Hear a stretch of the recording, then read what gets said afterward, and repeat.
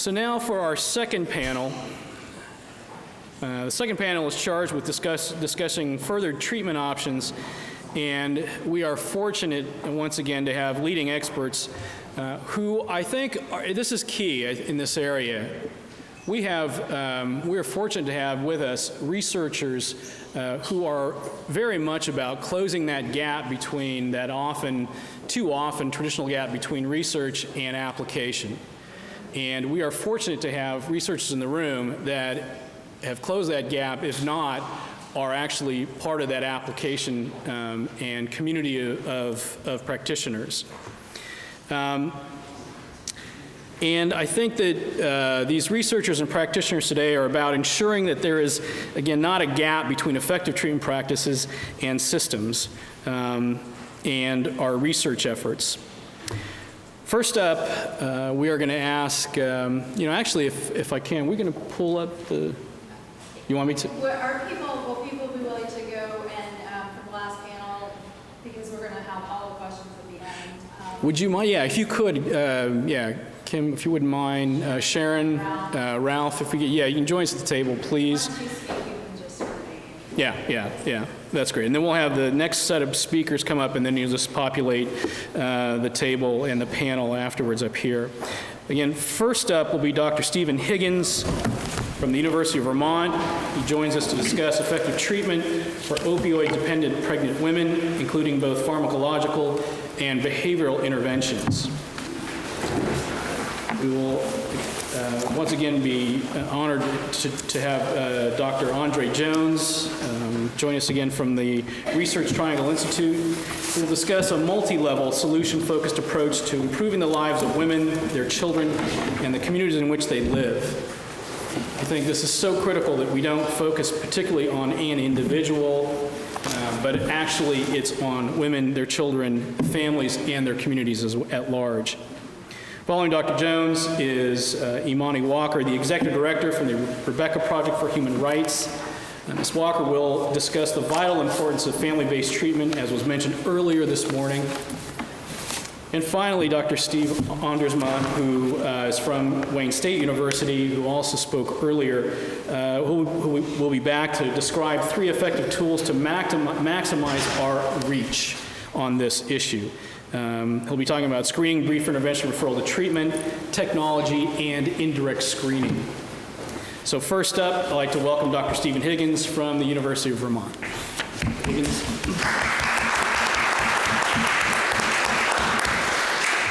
Thank you, David. Thank you, Cece, for the invitation to participate in this wonderful meeting. It's really a treat. I'm going to stand out here to see if I can see my slides, but so I think we would all agree that that in order to provide the effective treatment that we want for this population, we're going to need evidence-based pharmacological treatments and behavioral treatments. And I think, at least from my vantage point, that we're doing a little better on the development of the pharmacological treatments than on the behavioral side. So I want to push the behavioral side a little bit today. And you're going to hear about the pharmacological side from Andre Jones next, who did a wonderful mother study.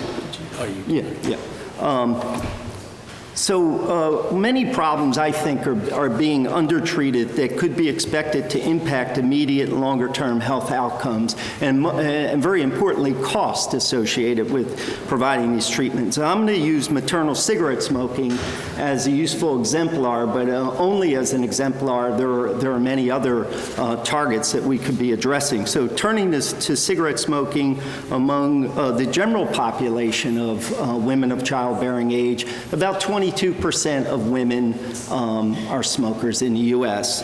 But when you look in the opiate-dependent population, it's more than 80%. So that's really a striking difference. So advance this slide.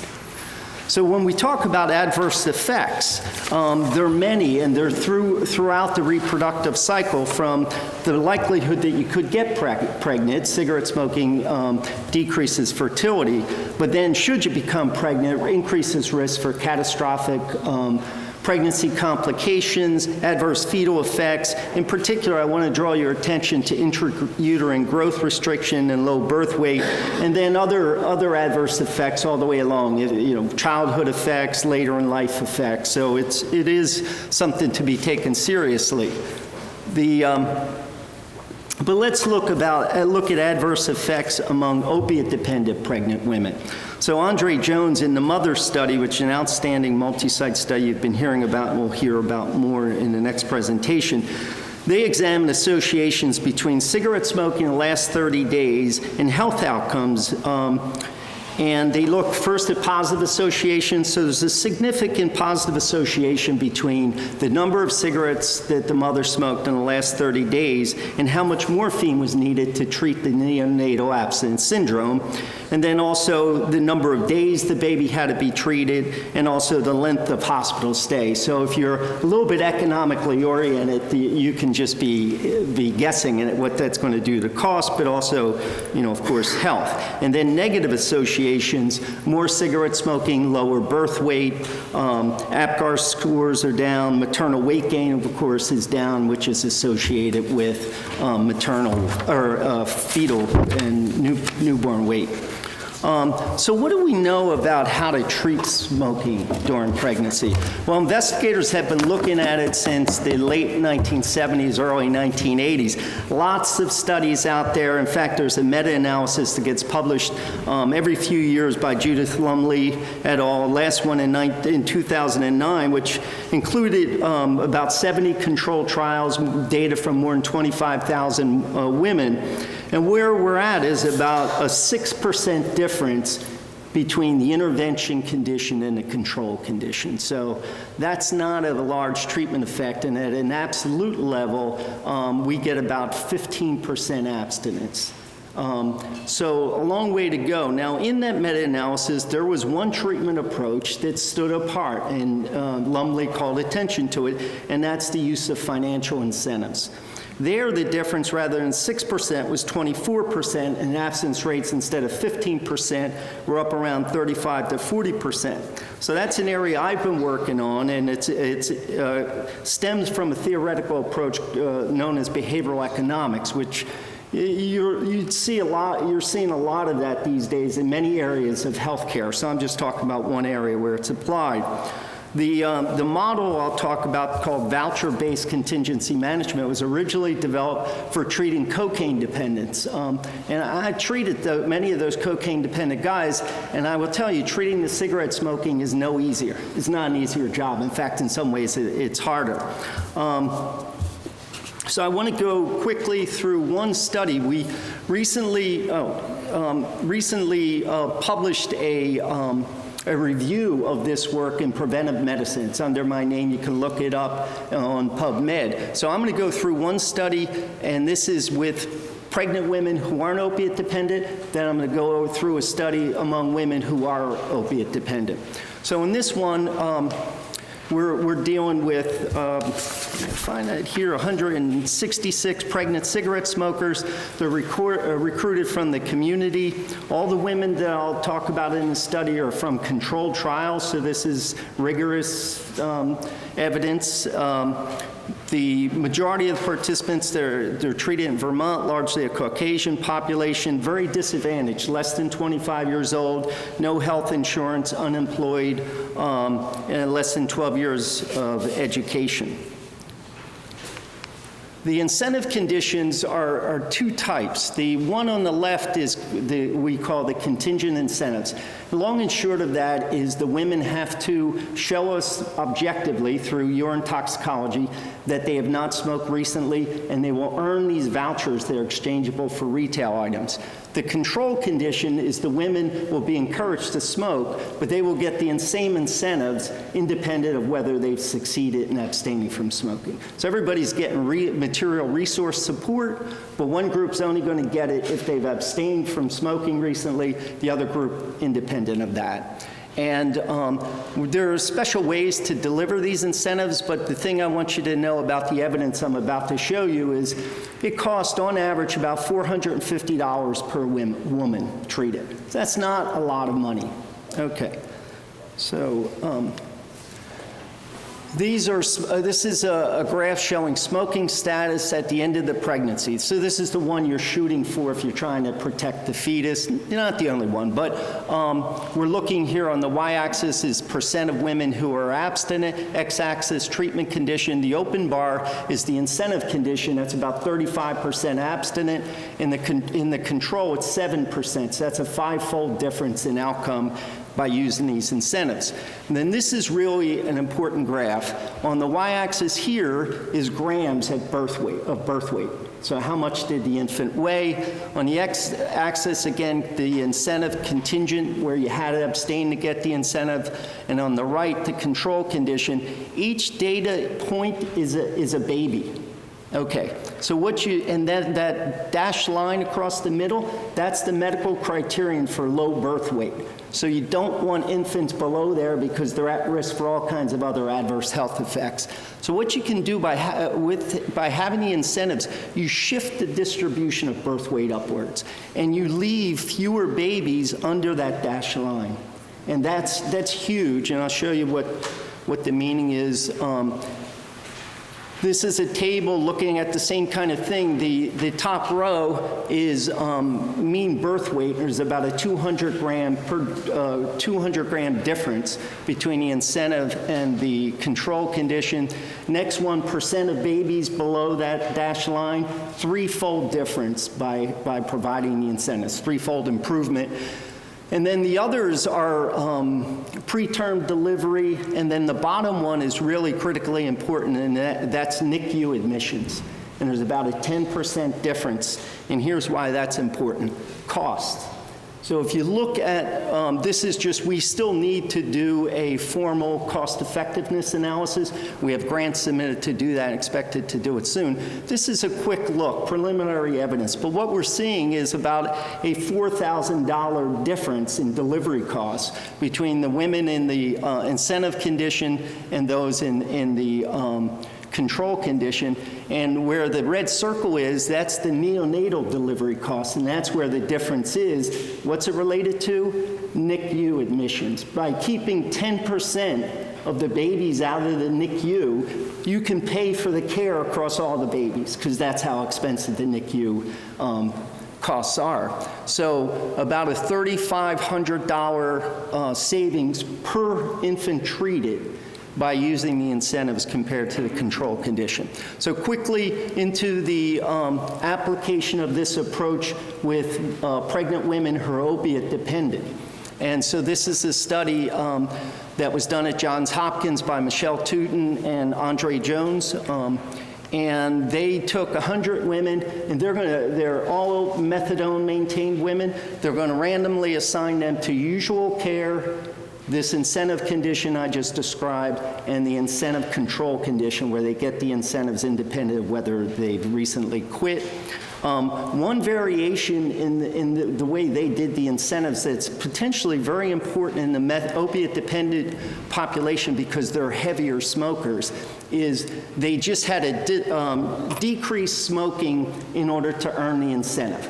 And they gradually asked them to do more and more decreases over time until they eventually had to quit.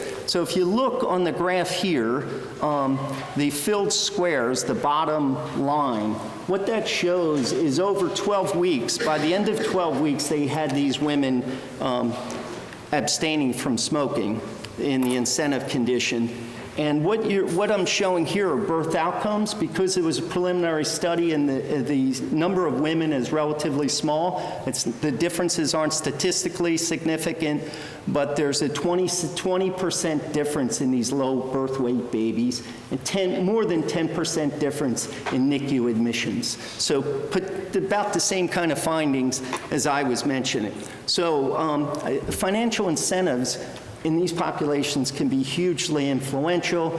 I think they can be especially helpful with regard to smoking, other problems during pregnancy, When I think of other kinds of problems, other drug use, making sure they're on medically approved contraceptives, a number of things we could do to, I think, improve health outcomes and costs.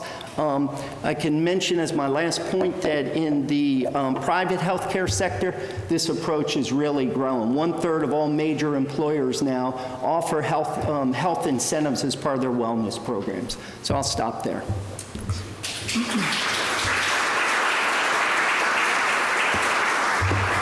Thank you very much, Dr. Higgins. Now I'd like to call up Dr. Andre Jones.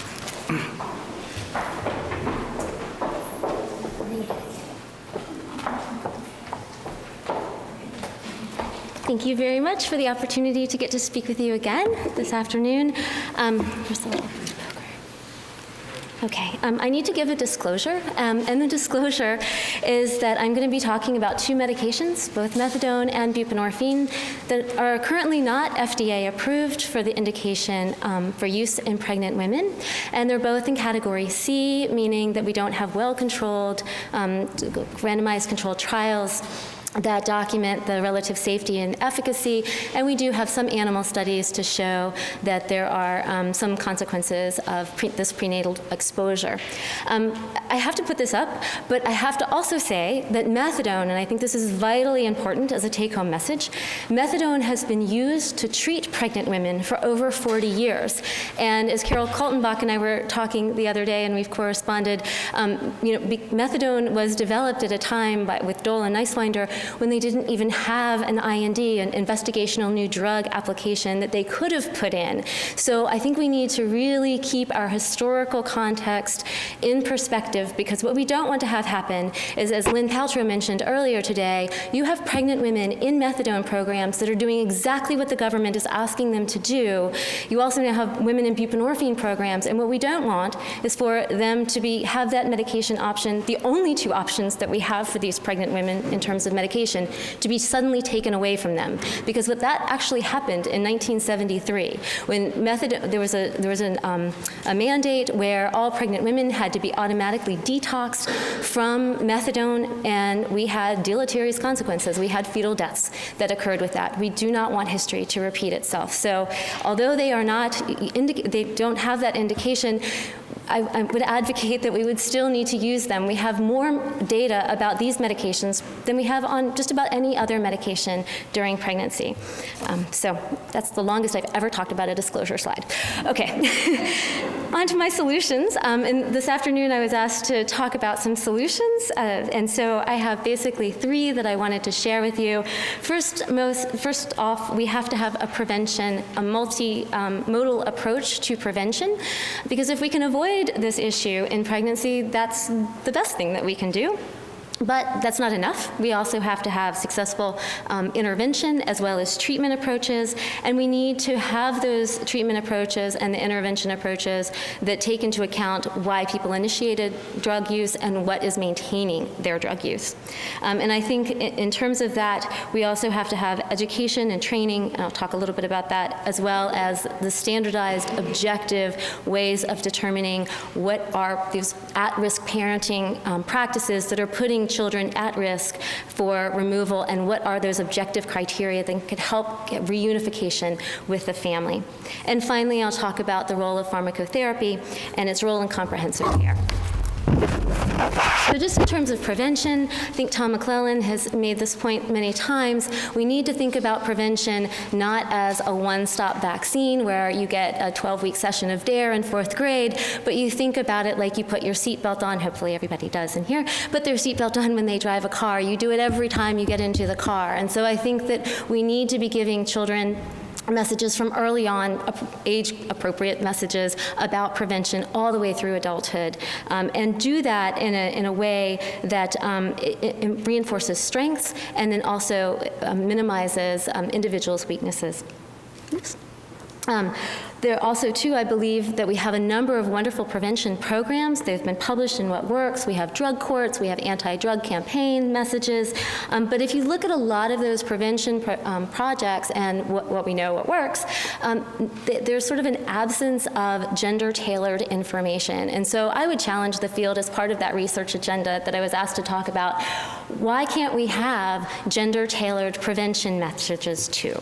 Because I think they might be more effective, or at least have a place.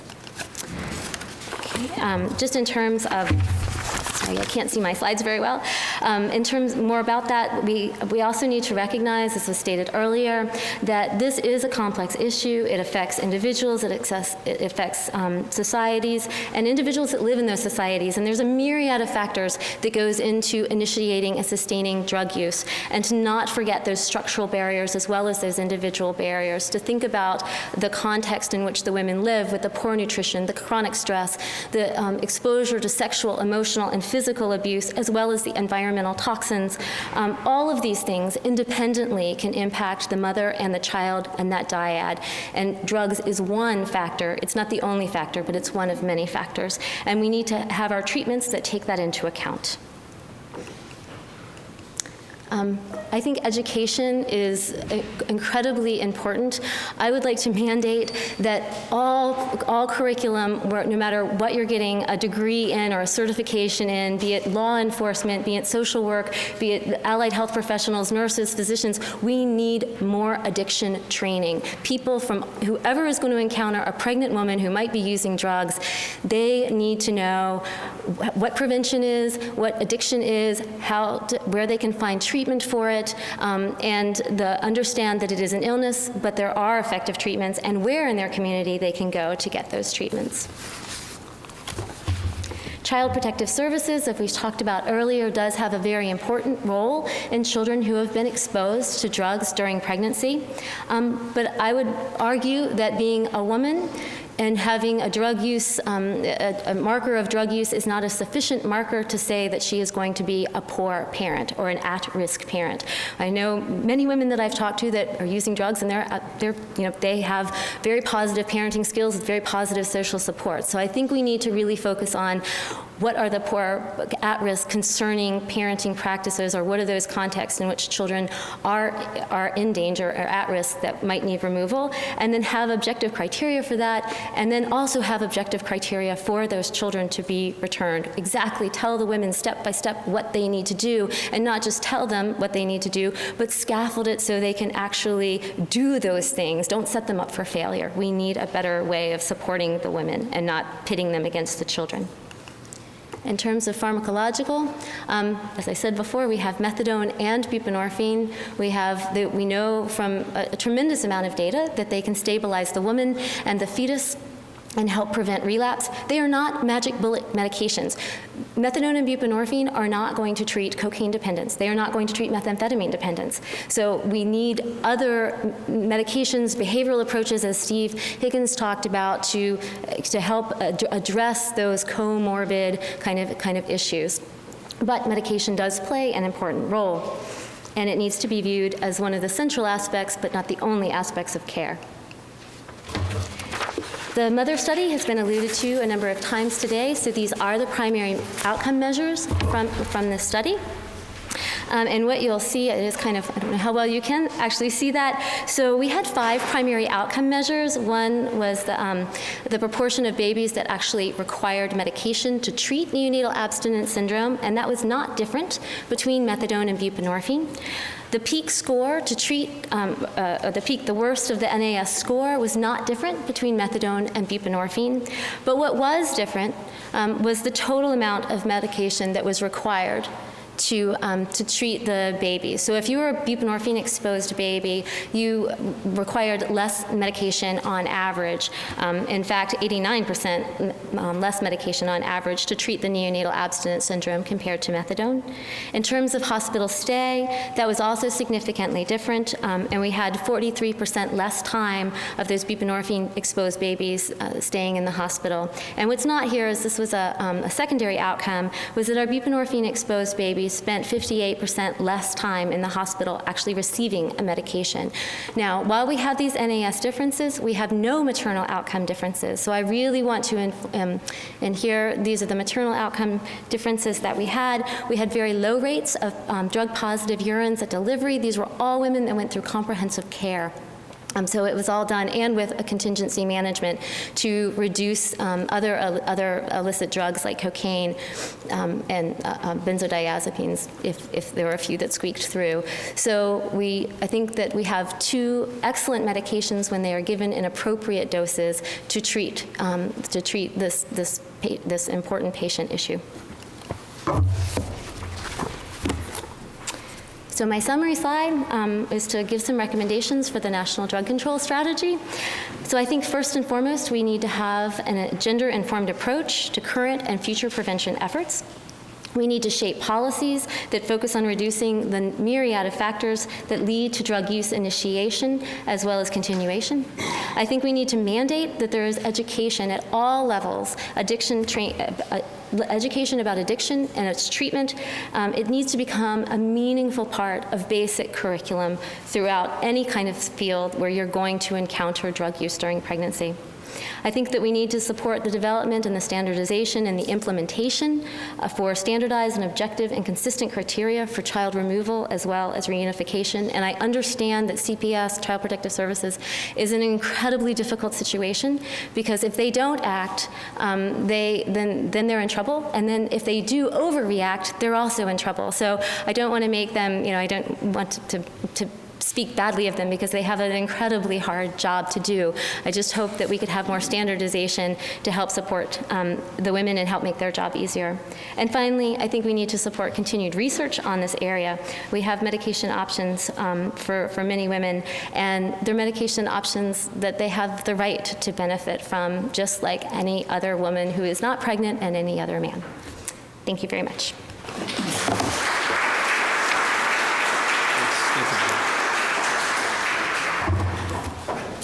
Thank you, Andre. Next up, I'd like to call Ms. Imani Walker, the Executive Director from the Rebecca Project for Human Rights.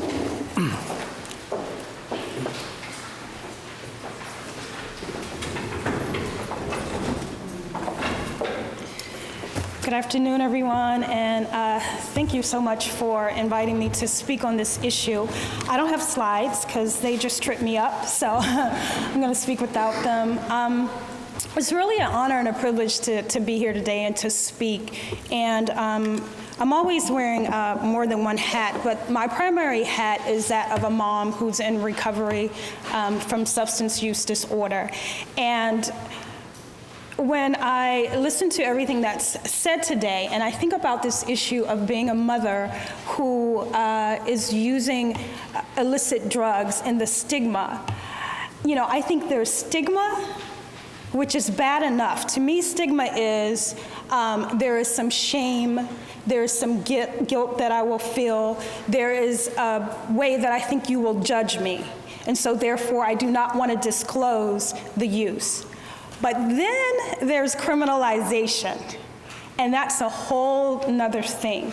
Criminalization means if I do have the courage to disclose, I have to be afraid of being put into jail and my child being removed. And that's what I faced.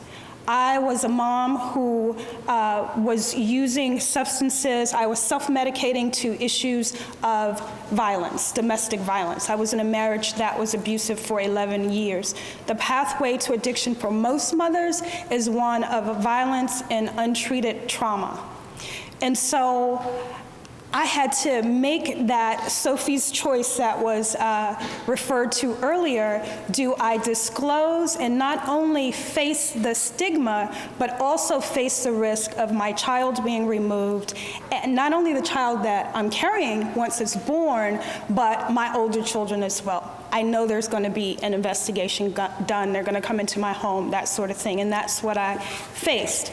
So, as I was thinking about the presentations, I couldn't help but think, and I heard the word welcomed used earlier. What would it have looked like if I knew that if I disclosed, my OBGYN or my healthcare provider would welcome that information and provide me with the services and supports that I so desperately needed. I also think about my own story and what Lynn Paltrow talked about this thing of being demonized as a bad mother. And I do policy advocacy work with women and leadership development workshops with women who are in recovery from substance use disorder. And that's one of the first things we talk about is changing that language, because they themselves will even talk about being a bad mother. And I never considered myself a bad mother because I knew I wasn't a bad mother. I was a mom who desperately needed help and could not access appropriate help. Before I became pregnant, I went into treatment for my substance use disorder. I went into treatment several times, and I kept accessing inappropriate treatment for a mother. Appropriate treatment for a mom is comprehensive. I had children at home. I disclosed that I had school-age children. I needed help with housing. I needed help with transportation. I needed intensive therapeutic services for the underlying issue of trauma. The treatment needed to be gender responsive and trauma informed. I didn't know that. I figured that out after going into groups where there were men involved and I didn't feel comfortable disclosing the violence that I had suffered. I would not talk about what was really going on. So I quickly learned that I need a group where they're just women, but that was not available in the single adult treatment model. I knew that seeing my psychiatrist once at the beginning of the 28 treatment day stay to get basically a diagnosis and a prescription was not enough. I was very clear that I needed more intensive therapy. So what happened was, in one of those treatment programs, and I tell this story and I'm very candid, it's not news for some of the people in the room, but in one of those single adult treatment programs, I met a man, and I got the bright idea, at least when I was married, economically things were better. So I partnered with the man that I met in a single adult treatment program, and that's how I became pregnant with my child, my last child. And I ended that treatment program successfully. There were no women's groups, so I didn't talk about the fact that I was now pregnant. And no one did a pregnancy screening. I graduated, and I was kind of the star of treatment. You did well, great. Well, I was pregnant. And I began to use in my first trimester. I used very heavily in my first trimester. And I then went back to that single adult treatment program because I saw that, I knew that was available. Now I'm pregnant and I'm in my second trimester, and I complete successfully again for about 3 months. I'm able to stay, not use. But still nothing had changed. And when I heard you speaking about incentives, the incentive for me was the condition of my family could actually transform. That's what was the ultimate incentive. So what happened was I gave birth, I used again after, in my third trimester, I used again. And the midwives that I was working with, they knew of the drug use. I had disclosed to them, so they knew of the drug use. So they immediately did a urine analysis of the baby when he was born, and he tested positive to crack cocaine. Now, my child had scored a 9 APGAR. He was 6 pounds, so he was not low birth weight. He was certainly low birth weight this was my 4th child, and he was certainly low birth weight for me. So I knew he was low birth weight, but by medical standards, he was not low birth weight. But because of the positive screening, a Child Protective Services case was open because I insisted on breastfeeding.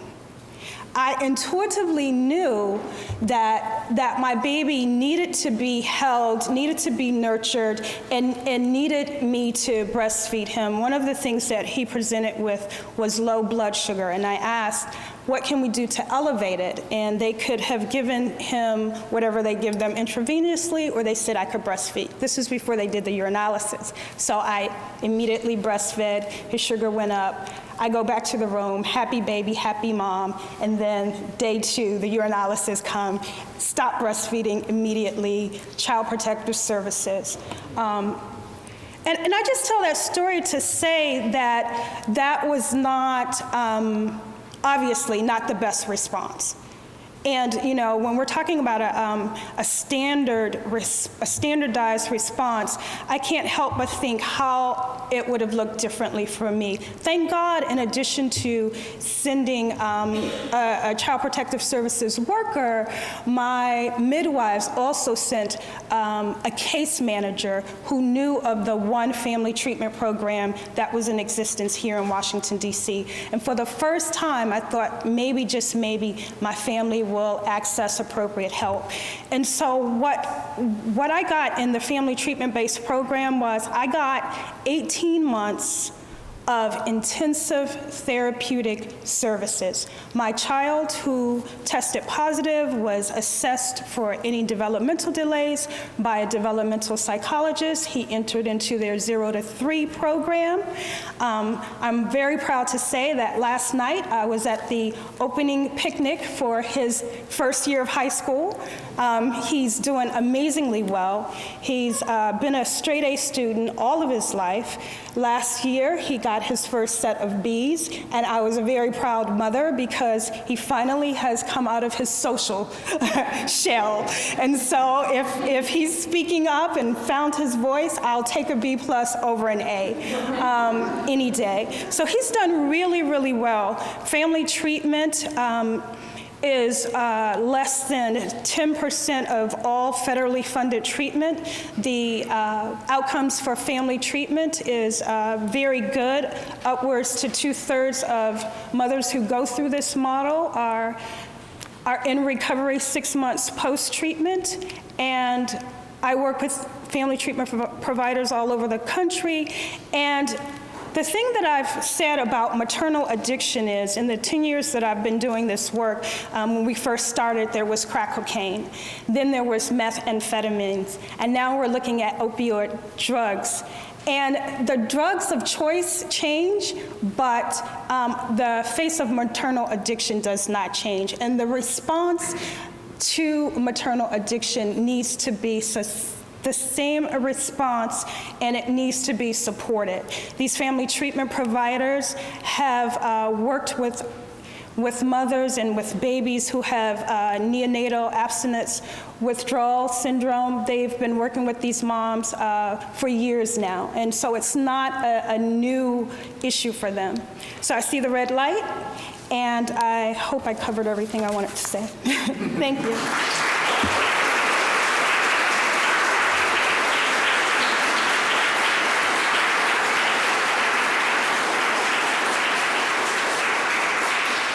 Before I bring up Dr. Andersma, I just want to say that one of the things that I enjoy the most about today is the panel. I mean, all the experts, hearing from all the experts. But one thing that I want to say about Imani that I particularly love is that whenever we talk, I love trading parent stories and guidance from someone who has kids older than mine, and just to know her story and is so powerful and inspiring to me. So I want to thank Imani for always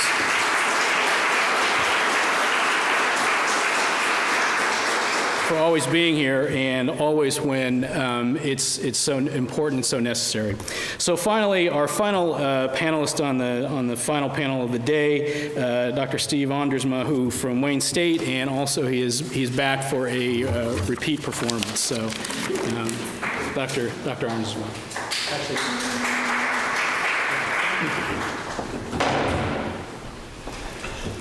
Thank you. I'm glad to have the chance to talk again, especially eager to talk a little bit about some of the current research that I've been doing. I couldn't possibly hope to add to what's been said so far today about treatment or what women seeking treatment might need, so I'm not going to even try. What I'll hope to do is talk a little bit about one possible approach for working with women who are not identified, for identifying women who are unknown, and for trying to encourage seeking of treatment and engagement in treatment, as well as self-change, which is also a real phenomenon that shouldn't be forgotten.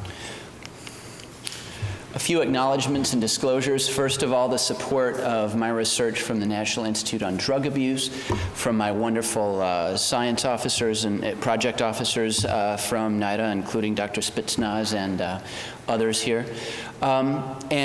Disclosure that as I talk about technology, I need to disclose that I'm part owner of a software company that markets authorable intervention software. So the basic idea is this. There are right now, by one 1996 estimate, 7.5 million children with a parent who has a substance use disorder. Roughly 10% of children, according to that particular analysis. That's a lot of children, and many of them are not being reached. We do an awful lot of wonderful things with treatment. If we can provide something for those who are not getting treatment for whatever reason, even if it only has a very small effect, because it's multiplied across so many, it helps add to that overall population impact that we're looking for. So it's in that vein that I'm going to talk about some of the things that I've been up to here lately. So, one, in terms of working with non-treatment seeking folks, the first thing to talk about is SBIRT, Screening, Brief Intervention, and Referral to Treatment. It's a process usually done in primary care or other medical care settings by which ideally everybody is screened for smoking, alcohol, drug use. And those who are positive receive a brief intervention, and that's a single, anywhere from 5 to 45 minutes right there on site immediately, helping them think through options, consider the possibility of change, and look at options for getting treatment should they be willing now or later in the future. Okay? It's an approach that's been proven efficacious and effective in many, many studies, primarily for alcohol, also for tobacco with smaller effect sizes, more inconsistently for drug use, but there's some positive studies coming out in that regard. It's a fantastic approach that's been adopted and supported by many important federal agencies and professional societies. So, for example, the American College of Surgeons, American College of Obstetricians and Gynecologists, NIDA, NIAAA, ONDCP have all supported the use of SBIRT. Here's just one example from American College of Obstetricians and Gynecologists, one of their policy statements, with this particular quote that obstetricians and gynecologists have an ethical responsibility to learn how to use these approaches and to do them well with all of their patients. Okay? But there's a problem. As wonderful as they are, they're challenging. Okay?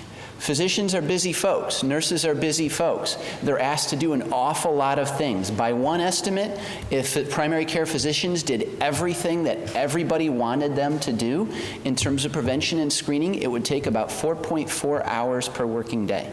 That's a lot of time. So some of them do it and do it well, and that's marvelous. But technology may be a way to help make that happen more often in more settings with more folks, especially women in need of help. Some possible advantages of technology. I can't read these at all, so I'm going to go by memory. First being anonymity, and this is something that I consider really important with my focus on reach and my interest in getting folks who don't necessarily feel comfortable reporting. It's known that folks are more likely to report use of substances and other stigmatized behaviors to a computer than to a person overall. A computer theoretically can then also provide a brief intervention anonymously. It doesn't need to know their name, their social security number, or their medical record number. Thank you. I got the first one right.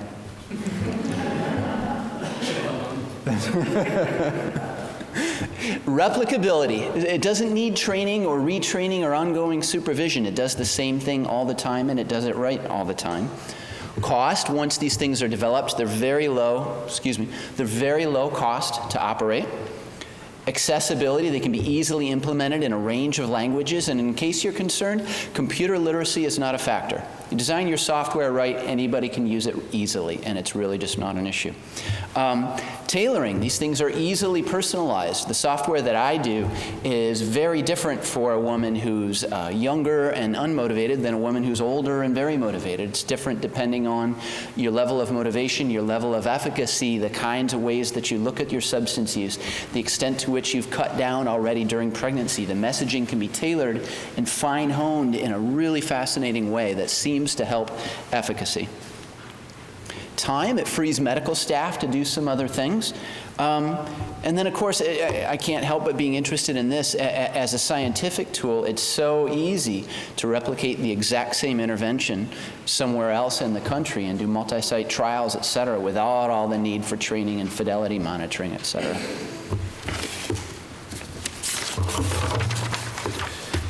Talk about a few examples from my own research. We've done a number of trials now. I'm just going to present a few of them. This first one was a computer-delivered intervention for smoking during pregnancy. It was a brief motivational intervention following what's called the 4 A's approach, which is a standard brief intervention approach for smoking in primary care. Randomized 110 women to a few different conditions. The comparison I'm going to focus on now is those who received the brief computer-delivered intervention, which was a 20-minute intervention right there in prenatal care. If they screened positive and were eligible, they went right on into the intervention with a 10-week follow-up, so all of the follow-up before they gave birth. Most of the women in this sample were low income and African American.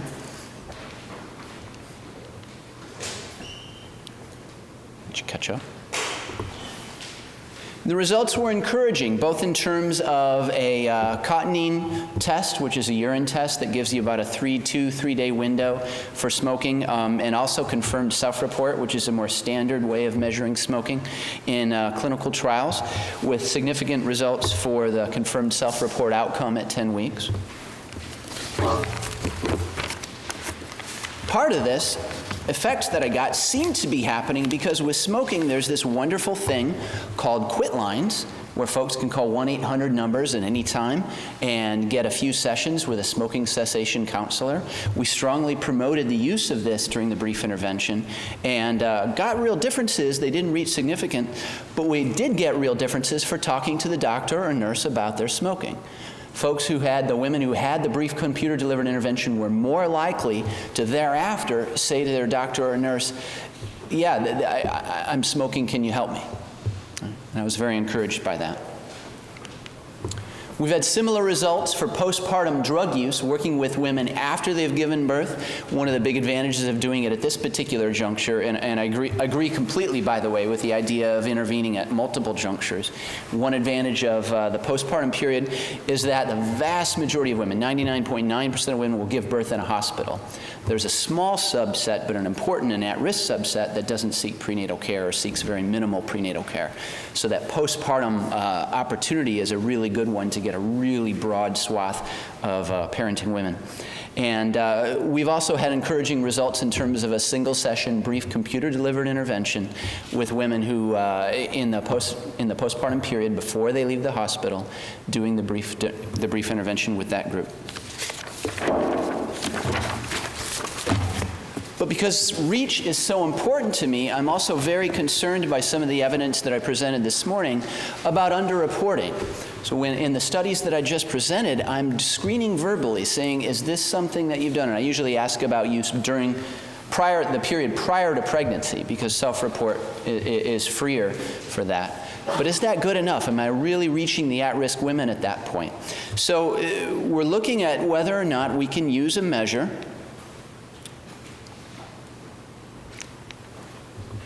that rather than assessing drug use directly, asks about risk factors for drug use, because we know there are very many of these.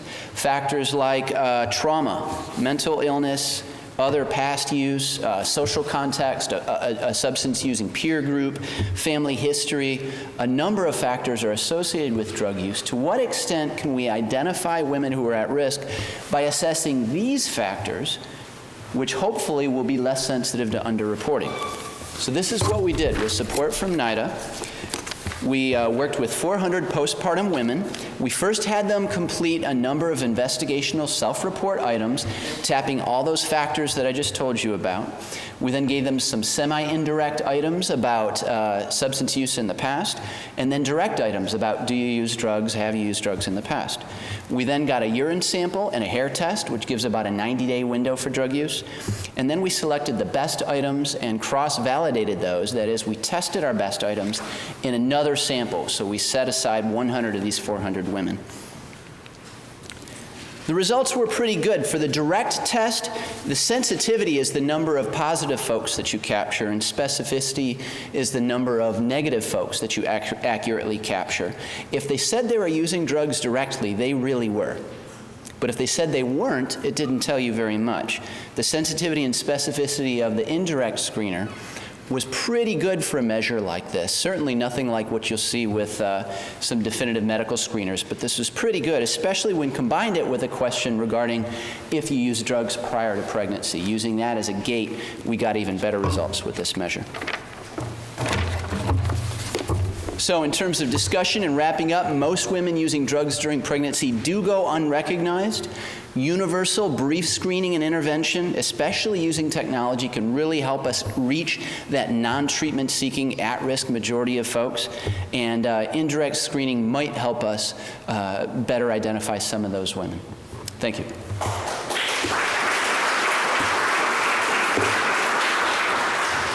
Thank you very much, Dr. Andresma. Now we're going to open up for questions. And again, there is a mic here on the left side, your right side of the room. And please, we want to use this for those who are joining us on the webinar. We have all 7 panelists here. So the first panel, second panel. And I'd love to actually throw it open now for questions. Questions?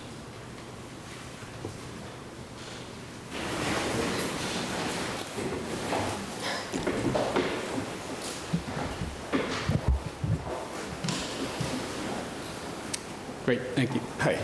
I have a question about the behavioral treatment of substance abuse in pregnant women. Substance abuse is, one of the characteristics is behavioral changes, including legal and changes and difficulty following rules. And substance abuse treatment programs, when the patients don't follow rules, they are discharged. So I'd like to know the opinion of the panel about discharging women from substance abuse treatment because they don't follow the rules. Sometimes they engage in criminal activity, they sell drugs in the clinic, or they lie, or they bring weapons or things like that. But should they be discharged? I mean, that's my question. And panelists, just for you to know, the mics are live now, so you can stay around the table. You may have to move them a little bit for each of you to respond, but if you can, we'd like to try the mics on the table first. So please, Steve, if you want to, or, yeah. Another way of putting that excellent question is, should it be okay to fail therapy?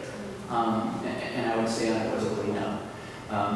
There are different traditions in substance use treatment. Some of the original traditions are very much like the way you described, with very strict rules and being thrown out of treatment for not meeting those rules. Many other traditions in terms of treatment, especially some of the family-focused treatments that are around right now, don't follow that sort of approach.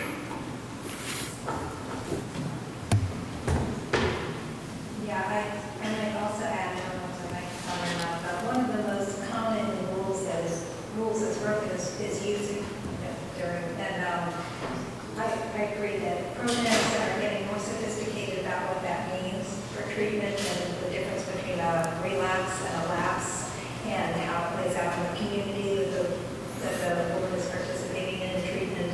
And I think that the better programs, the more progressive programs are understanding that there are rules and then there are rules. And there are rules that put other clients at risk and there are rules that put the individual at risk and that they really have to be handled more with a great variety of responses, not just one response fits all. I would just add a couple of things. One is the threshold should be very, very high. But my approach focuses on incentives and why don't we put the emphasis on what they're doing right and reinforcing that rather than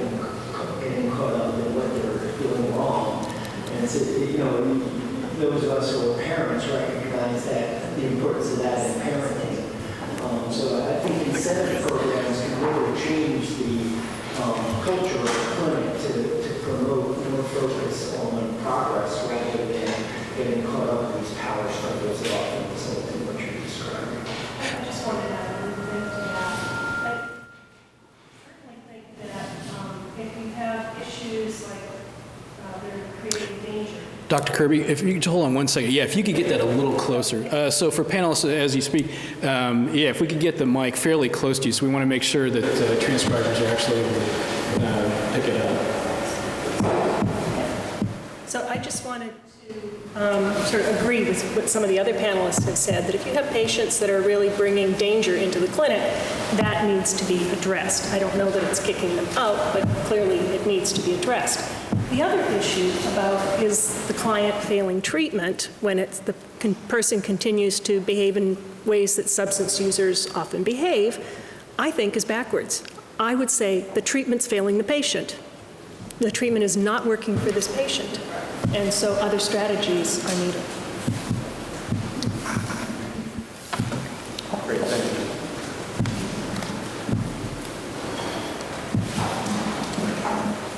So we have some participants here in the audience from state programs that are developing their response to the prescription drug problem. And so I'm just wondering, and also we're Office of the National Drug Control Policy, and we don't focus on smoking necessarily at ONDCP, but this has come up repeatedly throughout the day, and I was wondering if maybe Dr. Higgins could explain just a little bit about how nicotine interacts with the opioid system and why it's important, why we seem to be seeing these things co-occurring, and then, if you feel like the approach that needs to be taken should address the nicotine use as well as opioid use, and if you think that that's worthwhile for people as they structure programs. Yeah.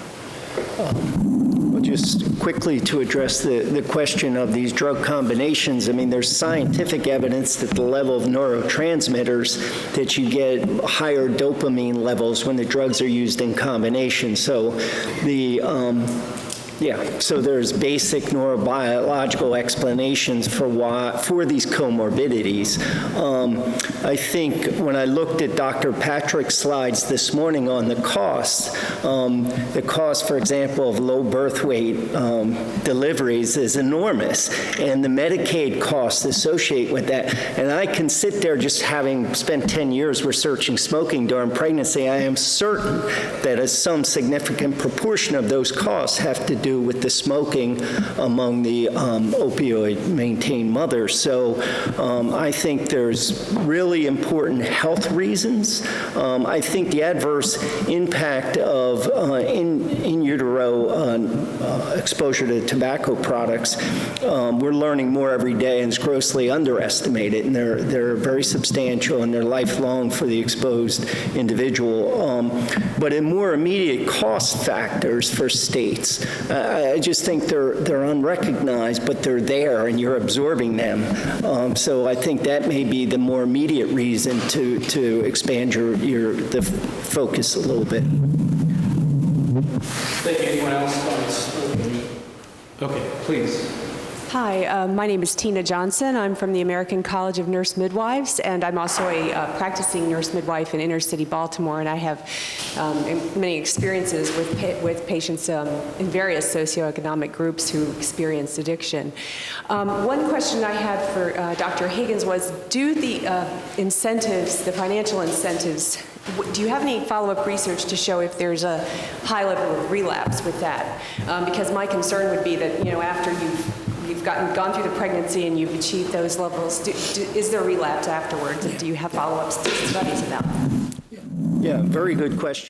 We do follow the women, and there is relapse, but the important thing is the relapse curve doesn't seem to be substantially different than what it is with other kinds of interventions, including the control treatments. So essentially what you do is you increase the abstinence rates while the incentive program is in place, so that your absolute level is very high.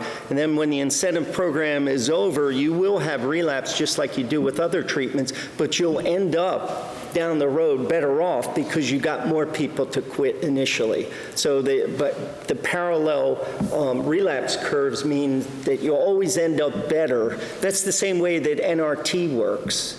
So that you increase the cessation rates, the number of people who succeed early, and then when the medication's over, you have a fall off that's comparable to what you would have if you hadn't used medications, but you end up better for having the greater initial abstinence. So I think at 6 months postpartum, we have about 15% with the incentives abstinent versus 1%. And for those who work with pregnant smokers, that's a good indication of long-term change. So it's, in terms of effect size, it's huge. In terms of absolute levels, it's comparable to what you would get with NRT or some other intervention, not in that population, but in the general population. Thank you. I also had a question for Ms. Walker. As clinicians, I think most of us try really hard to ask those probing questions and to find out answers and to really establish those trusting relationships with our patients so that we can understand what they're going through, and recognizing that that's a very time-intensive activity. And that I think sometimes what happens with folks falling through the cracks is partly because of our time constraints that we're able to give to patients, especially systems that don't really incentivize that kind of time allowances that you need. In addition, the postpartum care that we're able to give for people is very limited. One visit is not adequate in a 6-week period, as you know. And there needs to be more home care, more visitation, more follow-up. But I'd be interested to know, for you, as a person going through this, what makes a difference to you in terms of you follow through and not falling through the cracks and the sort of community back and forth? Because I know the women I serve have so many other battles to fight as well, in addition to the substance use disorder, and that oftentimes those other factors are really the things that prohibit them from following through on any kind of treatment or any kind of life improvement. And so what do we need more of? What do we need in our communities? What kinds of resources work, and where can we find them? And, we need your guidance to tell us what those things are. I'd be interested to hear your perspective. Yes, one of the reasons that I advocate for the comprehensive family-based treatment model is what I needed, because like you said, there were all these different issues. I had many issues. I had issues of unaddressed trauma. I had issues of housing. I had returned after the divorce to my dad's home with my 3 children, and now I had a 4th child, and I was living in his basement. Economically, I had been primarily a housewife. Now I need marketable skills. So when I was given that pamphlet, when the case manager that worked with the certified nurse midwives came to me with that pamphlet for the family-based treatment program, and it listed the services that me and my children would be provided, it became very clear to me that maybe, just maybe, this program could help. Because I see here for the first time in black and white a list of all the things that I know I need and that were missing in the other programs. So that was enough for me to just initially be committed to give this type of treatment a try. And then what happened was they delivered. They delivered on those services. When my son, my infant child, who I wanted the best for, was assessed, and I knew, and I saw the other babies who were ahead of him, and I saw mothers who were ahead of me, And they were getting the help. They were talking about being, I went from living, I always tell the story, 3 moms changed my life that very first day of treatment. Mom talked about going from living in her car to her news for the day was that she had landed permanent housing through the program. Another mother talked about not having her GED when she entered that program, and her news for the day was that she had gotten her GED and that she had enrolled in school. When I heard those real tangible stories, that's why, talk about motivation and incentive to keep coming back, and that maybe I could be helped and maybe my family's condition can transform. That's what happened for me in that type of treatment. So I don't know if I answered your question, but I think I did. No, I think you're exactly, and I think that your voice is so critical to how we design programs that work in the future. And we can't lose that piece. And I'm so grateful that you were here, and it's really wonderful to hear your perspective. So thank you. Thank you.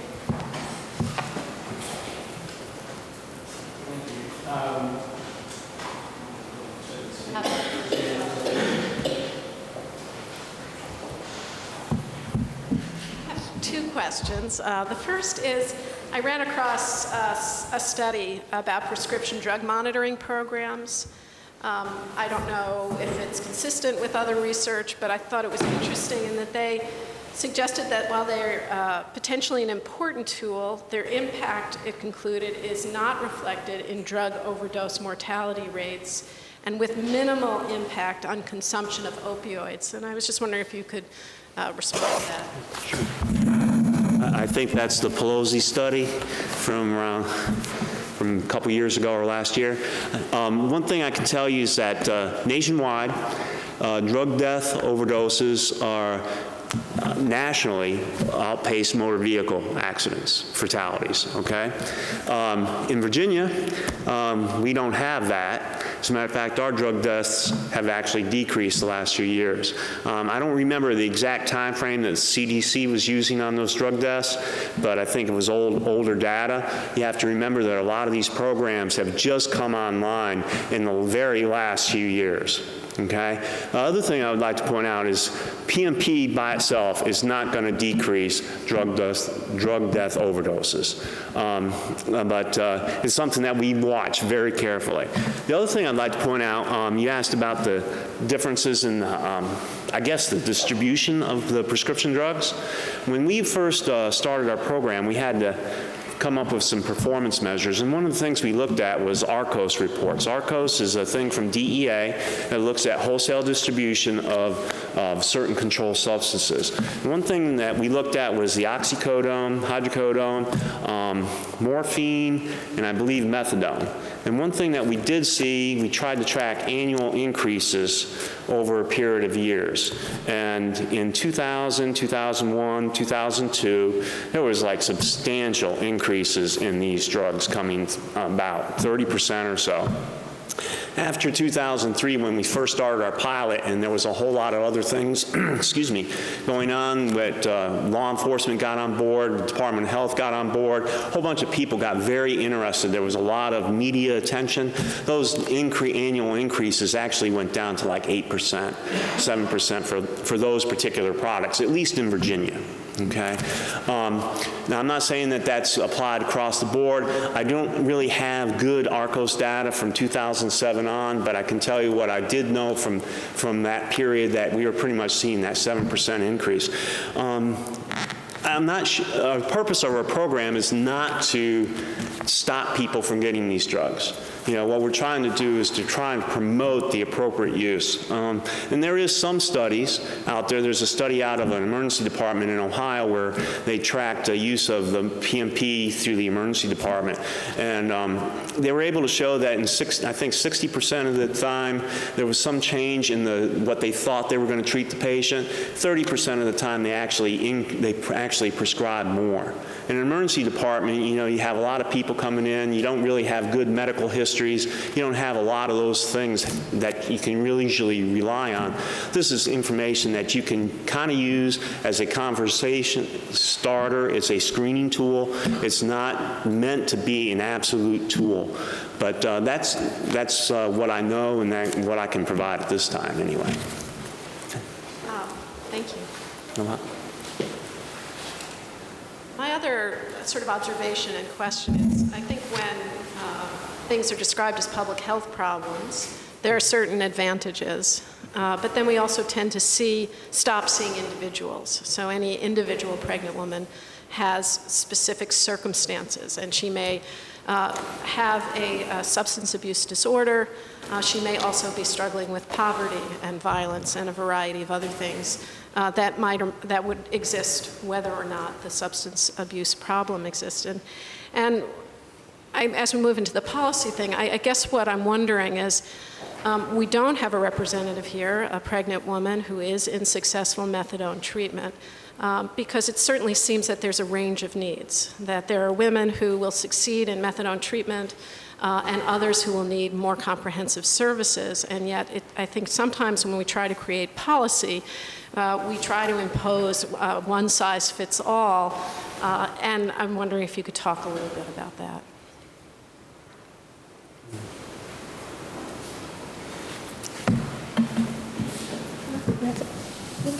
Okay. I think you've made an interesting point. I just wanted to share with you a strategy that we've been developing in the Parents Translational Research Center. And that has been to develop a consumer guide. I found it very interesting when Ms. Walker talked about being able to see the list of services and know that that's what she needed. So the strategy is to actually have available consumer guides regarding treatment. Things that tell the different features that the treatment program offers, the different services that they offer, and so forth. And then that way, possibly you can even get the sort of a consumer-driven thing where programs that are not offering what is needed have less enrollment. Did I answer your question? I don't know if I actually have an answer for you other than to agree with you that I've been very much in the treatment world and sort of relatively newer to the policy world, and it is striking the absence of language of gender, of looking at the other sort of contextualized issues that are so important when we talk about drug use. The intersection between the HIV, drug use, violence, poverty, all those things, it does get sort of a too broad of a brush, and so our policies are talking up here where the realities are down here. And I think that I think there is a recognition of it. I was at OAS recently, and there's a lot of emphasis about making gendered policies. So that's one step of many, but I hope that it seems like there's more talk that I'm hearing, so I think there's a growing recognition. So hopefully the next wave of policies will include a more individualized, nuanced approach. I'd like to just add a little bit to that. I know what you're saying, Lynn, and I think about when I get a telephone call from a family member who's calling because her sister or her best friend or daughter needs treatment, and my first question is always, where do you live? Because I'm either going to sigh, happily or unhappily, depending on what the response is, because there's just such a variation about what's available in this country, and especially in our more rural areas. I mean, cities might be more resource rich than some other areas. So it is a big public health issue. It's also an individual issue, and the luck of the draw sometimes is what's available in your community, and way too often not the right services are available. And that's one thing that I think this country struggles with, is having the comprehensive services available and the resources to pay for them. Yeah. I'll just share this, and then I realized that part of what was informing my question is research by Sarah Roberts, who was doing research on doctors' relationships and prenatal care for pregnant drug-using women, and how many of them felt that they had to cure themselves of their drug problem before they went for prenatal care or risk losing their babies. In the particular part of California that she was researching, and it is not typical of the United States, there actually were a fair number of resources. But one of the barriers to the care was sort of the opposite, which is that doctors thought unless they could get a woman into a residential comprehensive treatment program, there was no point in referring her. And that wasn't true either, that women's needs varied, and some of the, there were many options, many of them would fit women depending on their needs, and just a concern that yes, some women need comprehensive care, and others just probably will do very well and work as people I have worked with just getting rid of the barriers to methadone and buprenorphine. That's such a good point, because many practitioners don't want to ask because they don't know what to do, because they don't have what they think are appropriate resources to refer to people to. Yeah. Anyway, one time for one more question. Actually, I had two, but I'll make it. And that is, I want to get back to the 85% of the drug-using population that isn't seeking treatment. And think about how we can be consumer advocates for them. They are consumers. And so often, and particularly for women, as we heard today, women don't seek drug treatment as readily as men. Is that? And they often seek it because they have to seek it, because they're pushed into it by a system that is either that's saying we're going to take away your children, or we're going to do something to you if you don't get treatment. And so, is there a way? Is there a model that really truly looks at the woman who is a substance abuser as a consumer, and instead of someone that's getting punished? And I hear a lot of women who go into substance treatment who don't stay there because they feel as though it's punishment, and not that they haven't seen the help part yet. They're only seeing the punishment part, and it's really hard. So anyway, that's it. And there's a bunch of people here who can answer. The research is from the National Survey on Drug Use and Health, and both men and women do not seek treatment who need treatment. And when we looked a little closer at the reasons that they gave, well, the vast majority of people don't feel that they need treatment. And then when we looked a little deeper into why women, because there's a group who think they need treatment, but they still don't seek it. And so what we thought, that group is really of great interest to us because there's an opportunity there. And that the two primary reasons that they gave for not seeking it were, one, that they were concerned about their families and being separated from their children, and also because of lack of ability to pay for that treatment. So with the Affordable Care Act and parity, will that make a difference? I guess time will tell about that, whether or not that will increase their ability to pay for treatment at least and have more access. I still think we need to raise the bar, and the one most evidence-based practice that we know about is motivational interviewing techniques to really help people understand that, yes, in fact, they do need treatment to change their way they, see themselves and what their needs are. Yeah, I just wanted to, I'm sorry. Go ahead. I wanted to add that I think we've been mentioning this a number of times today, and I think what it comes down to is the issue of stigma, that if you didn't have those threats, some women who we see as resistant to treatment might not be. And the other issue is that another strategy might be if you could get family members to help identify these problems and get the person into treatment. I think stigma is still going to be an issue because it's a huge issue for family members as well. So I think that's a really big stumbling block for us. I just wanted to make a quick comment. When we go out and we give presentations about the PNP, we generally have a whole bunch of prescribers and pharmacists, and I usually have a prescriber along with me and a pharmacist. And we talk about screening. And when I mention SBIRT, it's been around for a while. It's deer in the headlights. They don't know it. The prescribers, the healthcare professionals don't know that the tool is available. When you talk about treatment resources, they don't really know what's available. There's a huge education gap there. And I don't know how we can exactly fix that, but I think maybe this group can start to get that. I really like your technology piece there, and hopefully, but I think that when we come up with a tool, we have to understand that we know that SBIRT probably works very well for a lot of practices, but if they don't use it, it can't work at all. Okay, great. Thank you all very much. I would ask you all if we could just a round of applause for our panelists.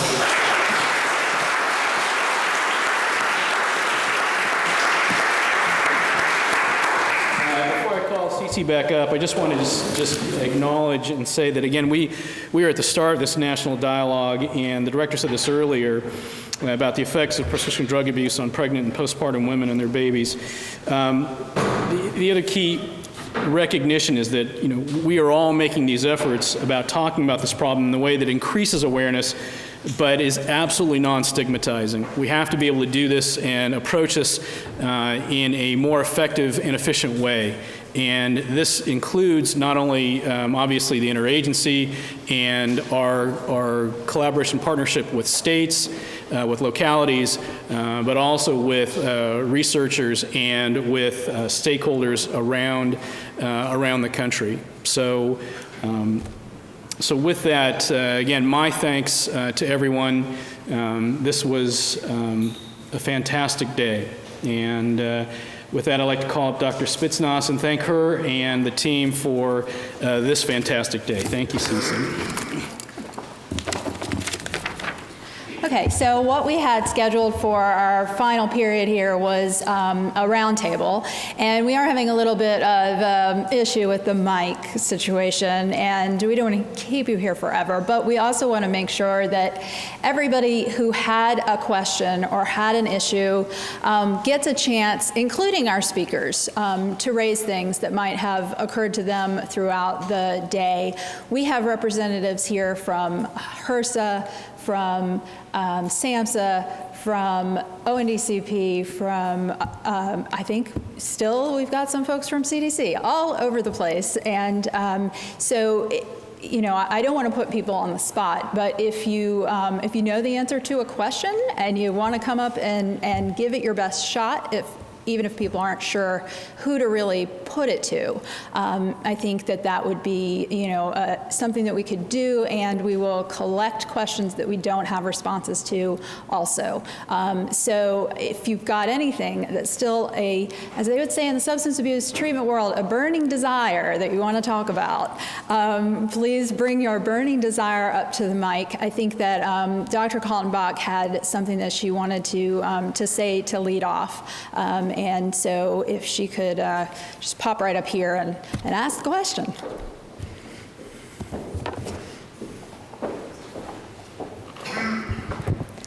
I was actually originally going to try to make a comment to the last session, and so CC asked me to hold it, and we'd start off this round table with it. But several people brought up questions that were very treatment oriented, and we've been spending all of our time today primarily talking about research. And I do wear two hats. One of them is also treatment in addition to the research. And some of the questions that came up about, punitive types of treatment and discharging patients and the consumers having a voice, and how do we advocate and reach out to consumers. And I know there's representatives from SAMHSA here. They just may not be from the divisions that focus on this, but I know CSAT has major initiative on treatment, recovery-oriented treatment. And we're looking at behavioral health agencies across the country that are going through what is called transformation, where we're trying to completely transform the treatment community in terms of the kinds of services that are offered, so that they are very consumer-oriented, that they're very client-oriented in terms of client-centered, which we used to call having my senior moment, I can't think of the word, but appropriate for people's culture and people's needs, but this based on the client. So we're undergoing a major change in the way treatment is offered throughout the country, where consumers have a major role, where they direct their treatment, where every treatment program has a consumer advocacy group or a consumer leadership group, where all kinds of treatments, whether you're talking about traditional treatments, non-drug-based treatments, whether you're talking about medication-assisted treatments, they're all focusing now on having peer support members as staff members, as paid staff members, and having the patients themselves take a very active role in the development of their treatment, in the direction of their treatment. Somebody mentioned that there certainly has been a change in terms of a punitive approach and realizing that treatment works differently for all people and that one size does not fit all, and that the person who is seeking the treatment, who is seeking to develop their recovery, that they're the ones that have to drive that. And so the consumers are really having a major impact and input on how treatment is provided and what kinds of treatments are provided. So I just wanted to make sure we got that message out there.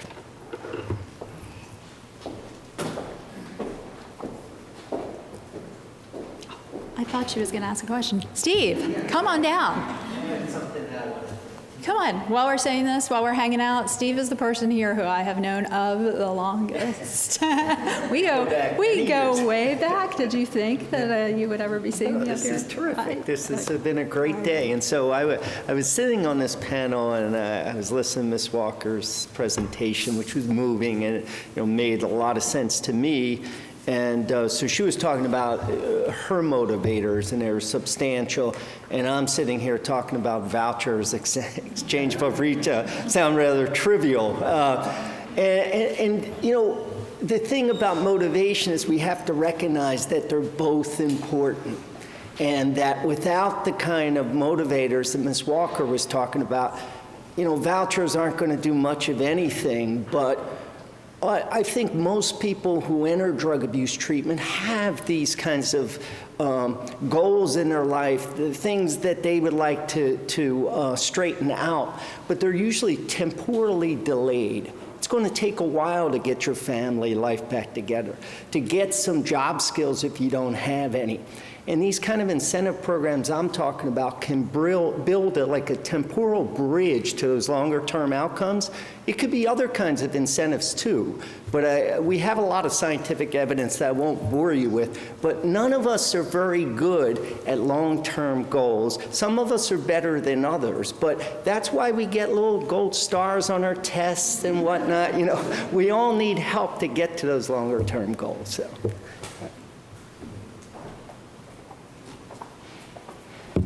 Any additional questions from the audience?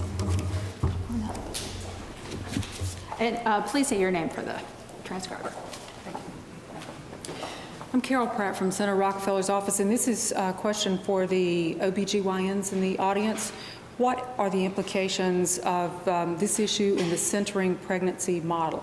It seems to me that there would be great potential there. Thank you. Do we have an OBGYN or an OBGYN rep who would like to come up and talk about this?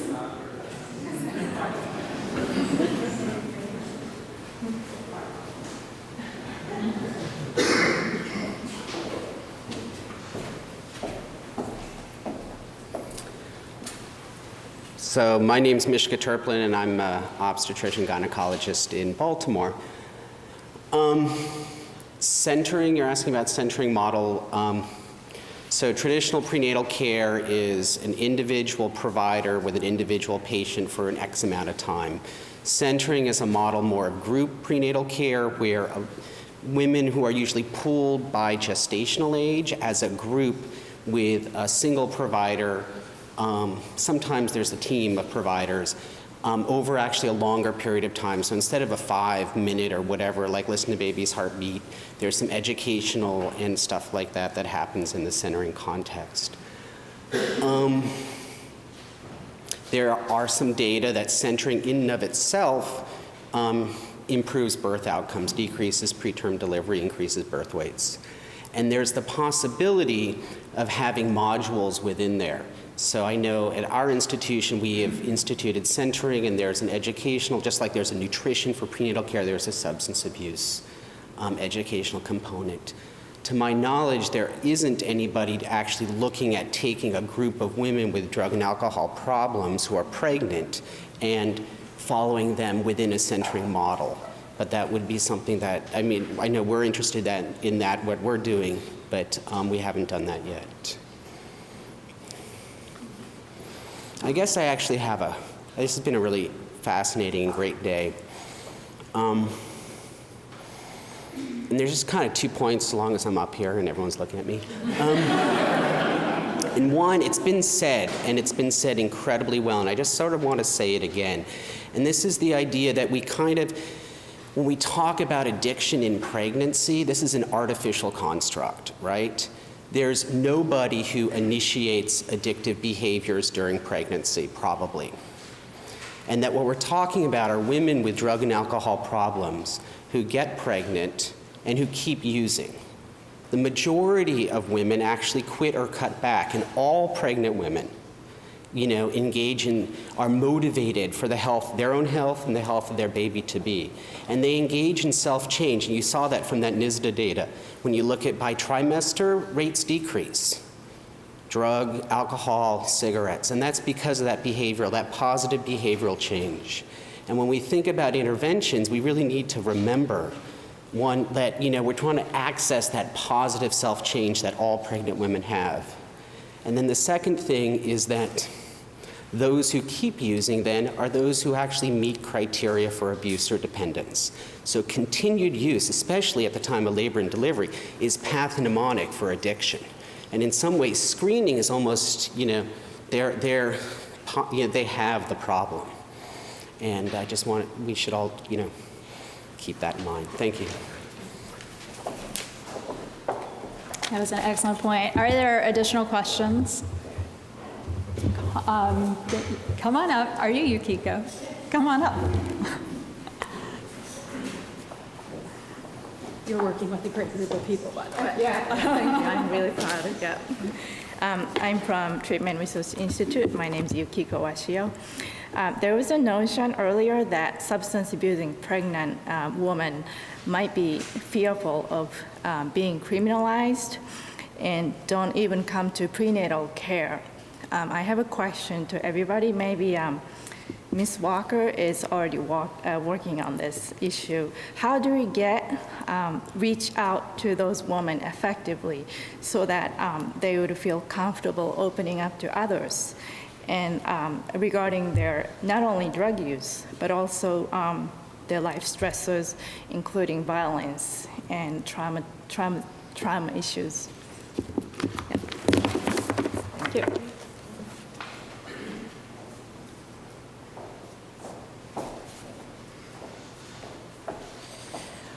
One of the things that keeps coming up for me is community, human connection, empathy, compassion, those kinds of things.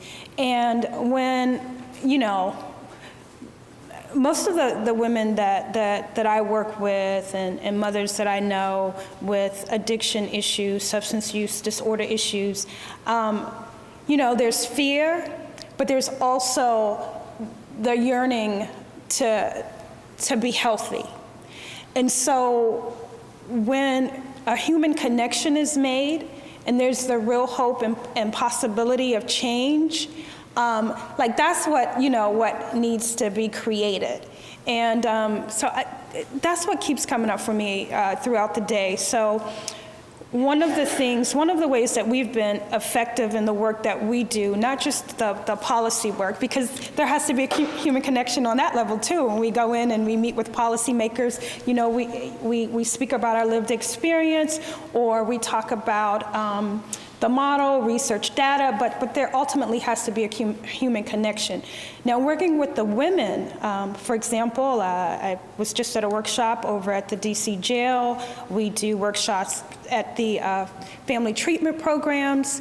And it's always about like human connection, compassion, and empathy. And knowing that on the other side, like those eyes that are looking back at me aren't judging me. They're not judging me. I think that's it in a nutshell. You know, this person honestly wants to help.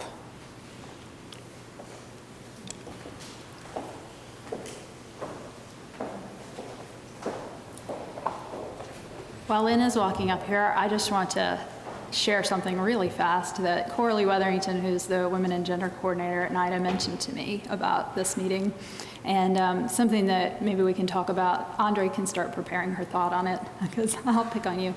And that is, we've talked about women this whole entire day. We did mention testosterone. That's something that's checked off by the PDMP, but we've not talked about men. We've not talked about dads. We've not talked about the other part of the equation, except for maybe a little bit about some of the domestic violence relationships. So after Lynn speaks, I would like to hear about that, because Coralie pointed out to me that, you know, it is inherently, when we talk about maternal addiction, leaving out a side of things that the other chromosome group doesn't have to even handle or deal with. And I know Andre has looked at that a little bit, and how the relationship is between drug using women and their partners, and what the impact can be on that. So if she could speak about that in a minute, that would be great.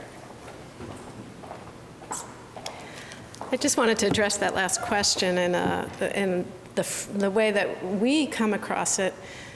There are clearly ways to make women feel safe and to encourage them. And I often say to doctors, if you're nice to the woman, you may be the first person in authority who's ever treated them respectfully, who's ever asked them a question about what their lives are like and shown concern, and you plant a very important seed. On the other hand, we get calls from women in Alabama and South Carolina who say, if I give birth at my hospital, I will be arrested. What should I do? And I can't lie to them and say, go tell them that, you know, you have a drug problem. And we can't give them these are not people who can get in a car and go someplace else. They have children they are already caring for. They may not even have a car. There is no public transportation. So there's a tendency, I think, to focus on individual women as the public health problem or as a criminal justice problem, as opposed to the systems and communities in which they live that are creating problems for women who love their children, who desperately want help, and who we do want to see come to treatment, but certainly are not going to go to treatment, and if they do not speak honestly, if what they know is going to happen is they're going to be taken out in chains and shackles.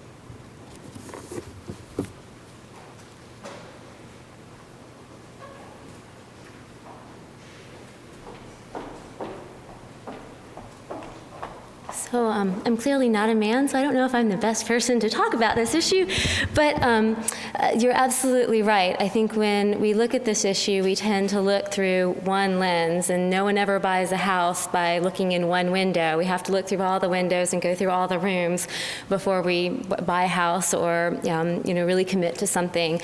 And one of the first studies that I actually had funded by NIDA, it actually was my very first RI1, thank you NIDA, was to look at a partner intervention. And because what I had seen clinically and talking to the women, and I'm going to take time and give a little anecdote, there was a woman who came to the Center for Addiction and Pregnancy. She was about 90 pounds. Lauren probably will remember her. She was on one of the highest doses of methadone at the time that we had seen, and she was continuing to inject drugs. And the clinical staff had been working with her. She had been there. She was about 6 or 7 months pregnant by this time, and they were just throwing up their hands and tearing out their hair, and they're like, why won't she stop using this heroin? And so I was walking down the hall, and I happened to see her, and she was looking kind of dejected, and she was actually waiting to talk to treatment team, and I said, what's going on? Like, what's happening in your life? And because I said, there's a lot of concern about your using, but what's happening?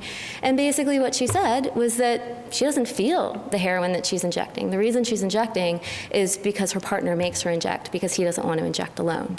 And so that story is very much men or those relationships, those interpersonal relationships have a tremendous amount of power for good or for barriers to treatment. And so I actually actually designed a study around that to say, okay, the usual care approach is to not address the men and pretend they don't exist or sort of shut them out. And I'm like, what if we take the opposite approach and we bring them in and we educate them about the treatment and actually give them an opportunity to get treatment themselves if they're drug users? And so we did, and we have this nice pilot project that worked really well.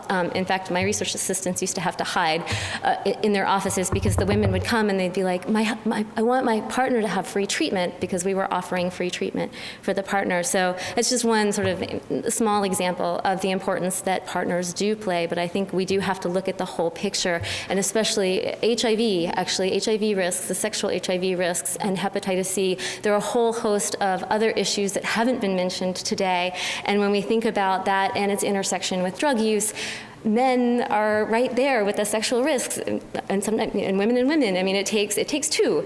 And so we really need to, when we have those interventions, we need to think about both sides of the equation and not be afraid of those partners, but to, let's, in an appropriate way, bring them in, decrease the fear about treatment, because it's the unknown often that is preventing the women from remaining in treatment because those men aren't letting them in. So. Have any other questions remaining? Oh, come on up, Jean.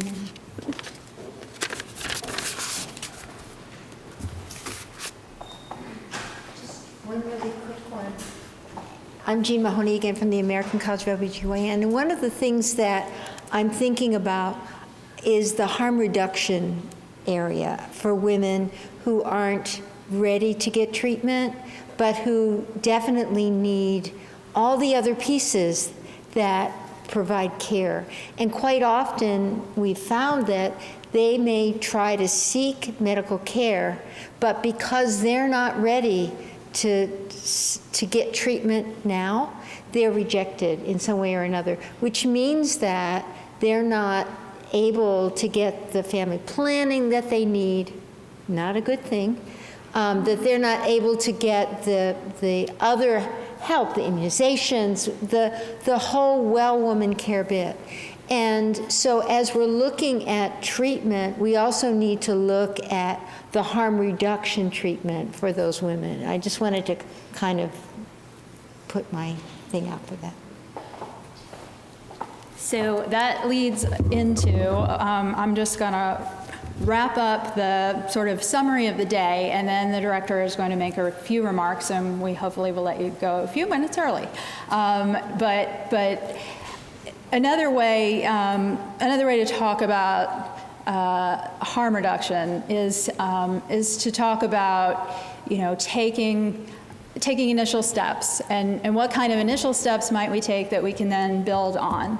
And we heard a lot today about comorbidity and about the fact that all of these substances of abuse, and Nora Volkow, the NIDA director, has said this on 60 Minutes, she said this in Oprah Magazine, she said this all over the place, that these drugs of abuse, they release dopamine, and they're almost, in some ways, interchangeable. There's differences because some of them are legal, some of them are controlled, some of them are distributed by physicians and have legitimate medical purposes, and then some of them are legal for other purposes like alcohol and tobacco, and then there's the illicit ones.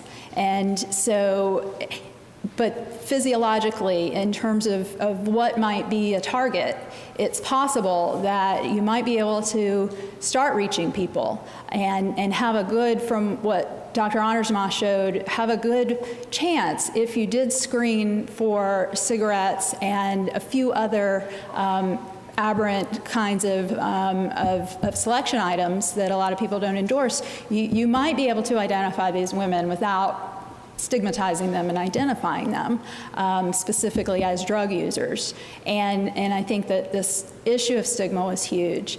And we had a little philosophical debate when I was at NIDA amongst the people in the Behavioral and Integrative Treatment branch over whether pregnancy-related research really ought to be its own thing or not its own thing.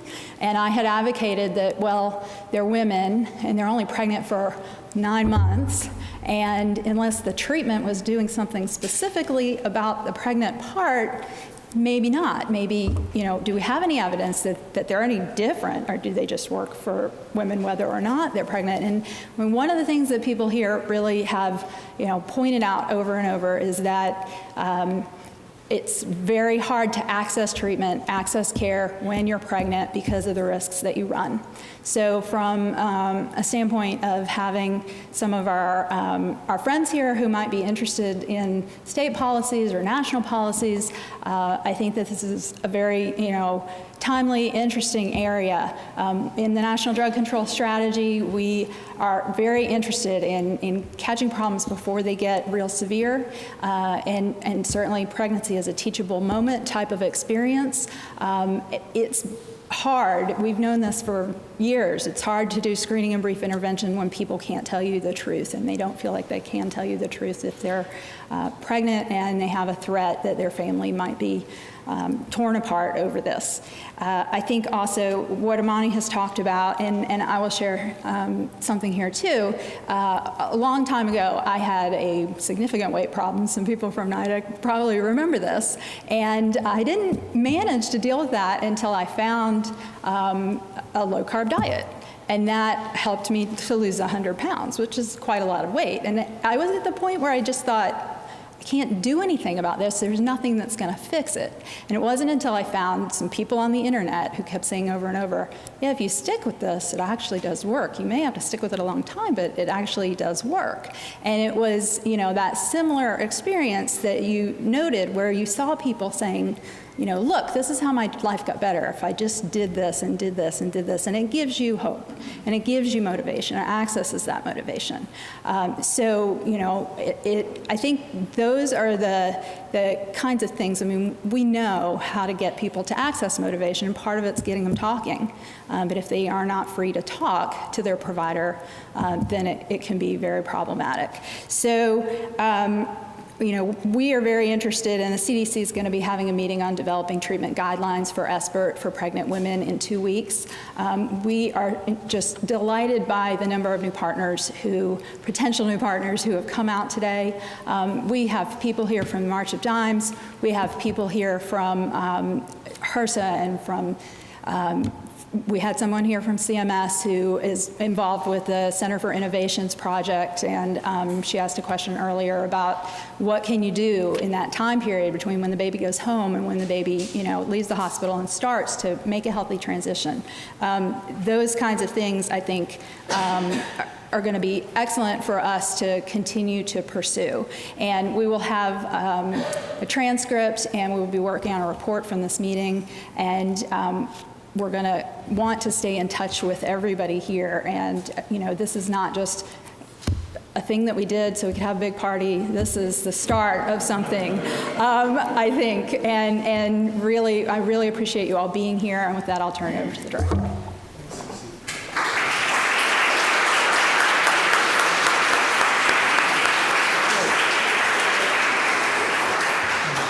As an irrelevant man, I've only been given a couple minutes to close this session. But thank you all very much.